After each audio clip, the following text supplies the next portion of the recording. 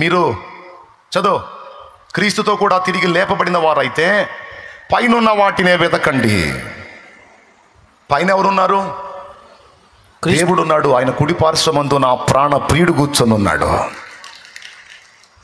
నేనెప్పుడు నీ వైపే చూస్తా. నీవిచ్చేటువంటి ఆ నిత్యమైన స్వాస్థ్యం వైపు చూస్తా. నీవు అనుగ్రహించే ఆ నిత్య రాజ్యం వైపు చూస్తా. అబ్రహాము పునాదులు గల ఆ పట్టణమును తేరి చూశాడట. అందుకే అబ్రహాము తన దృష్టిని భూమి మీద పెట్టలా. ఒక మహారాజుకు తగినంత ఐశ్వర్యవంతుడై ఉండి కూడా గుడారం వేసుకొని గుడారంలో తన బ్రతుకు తెల్లార్చాడు. తన జీవితకాలం అంతా అబ్రహాం గుడారంలోనే బతికాడు. తన కోసం ఒక పక్కా ఇల్లు కట్టుకోలా.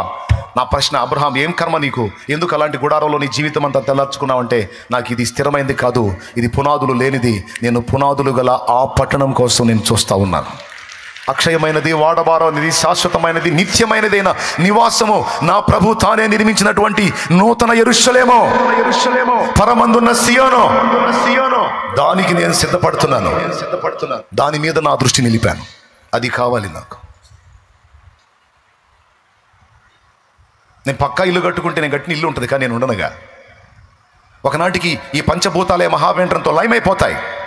కానీ నా దేవుడు కట్టే ఆ పరిశుద్ధ పట్టణం ఎప్పటికీ లయము కాదు. అంతము లేనిది యేసయ్య రాజ్యము, అదే నూతన యెరూషలేము. అంతము లేనిది యేసయ్య రాజ్యము, అదే నూతన యెరూషలేము. అరణ్య జీవితమే దానికి మార్గము, అపోస్తుల బోధ దానికి గుమ్మములు. ఆ పరలోకము చేరుట కొరకు అనుభవిస్తాను ఎన్ని శ్రమలైనా. ఆ పరలోకము చేరుట కొరకు అనుభవిస్తాను ఎన్ని శ్రమలైనా.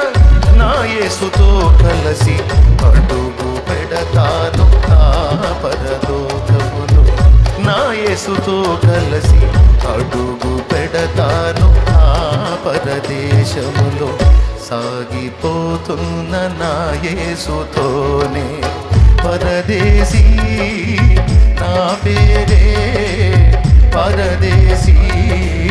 నా ఊరి యెరూషలేము, పరదేశీ, నా పేరే పరదేశీ. నా ఊరే యెరూషలేము. నాకు సరైన ఇల్లు లేదు, అదే ఇల్లని దిగులు పడదు. నాకు సరైన ఆస్తిపాస్తులు లేవని ఆడవాడు. నాకు సరైనటువంటి జీవితం లేదు అని కృంగిపోడు. నాకు సరైన వస్త్రాలు లేవని వేదన పడరు. ఈ వస్త్రాలు చినిగినా పర్వాలా, నాకు మహిమ వస్త్రం ధరించబడి ఉంది. యేసేనా నీతి వస్త్రమై ఉన్నాడు.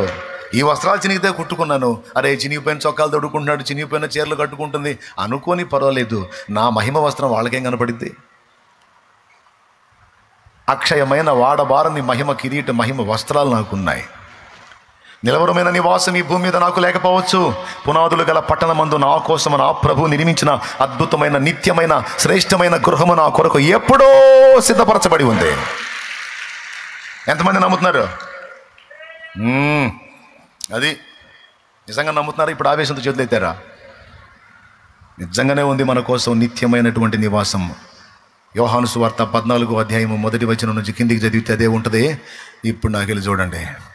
దేవునికి స్తోత్రం. ఏమండి, అదే ఉంటుంది. నా తండ్రి ఇంట అనేక నివాసములు కలవు, లేని యెడల నేను మీతో చెప్పుదును. నేను స్థలము సిద్ధపరచా వెళ్ళొచ్చున్నాను. నేను వెళ్ళి రెడీ చేసి నేను మళ్ళా వస్తా, మిమ్మల్ని తీసుకొని పోతా. మీరు నేను ఎల్లప్పుడూ ఒక్క దగ్గరే ఉంటాం.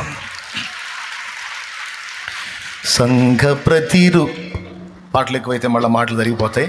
కాబట్టి ఆడాలా? ఆడతా, నాదేమైంది? మీకే ఇబ్బంది మళ్ళీ టైం అయితే. కాబట్టి ఈసారి ఎప్పుడన్నా పాడుకుందాం. సంఘ ప్రతిరూపము పరమ యెరూషలేము.